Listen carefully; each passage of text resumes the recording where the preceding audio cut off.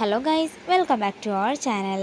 അങ്ങനെ രോഹനെ കൊടുക്കാനായി രോഹന്റെ കാറിന്റെ ഡിക്കിയിൽ തന്നെ മയക്കുമരുന്നിന്റെ പാക്കറ്റുകൾ വെക്കുകയാണ് ദീപക്.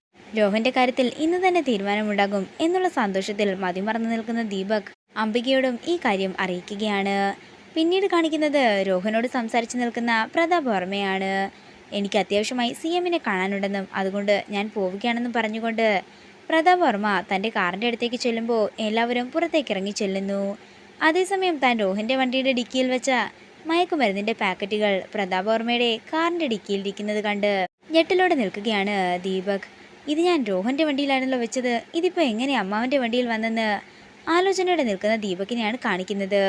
പിന്നീട് കാണിക്കുന്നത് പോകുന്ന വഴി പോലീസും എക്സൈസും ചേർന്ന് പ്രതാപ് വർമ്മയുടെ കാർ തടയുന്നതാണ്. അങ്ങനെ അവർക്ക് കാറിന്റെ ഡിക്കിയിൽ നിന്നും മയക്കുമരുന്ന് ലഭിക്കുന്നു.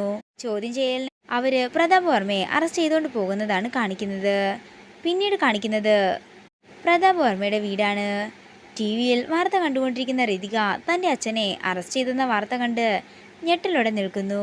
തുടർന്ന് അടുത്ത് നിൽക്കുന്ന രാജുവിൻ്റെ കൈകളിൽ മുറുക്കെ പിടിക്കുകയാണ് ഋതിക. അതേസമയം ഇതെല്ലാം കണ്ട് ദേഷ്യത്തോടെ നിൽക്കുന്ന രോഹനെയാണ് കാണിക്കുന്നത്.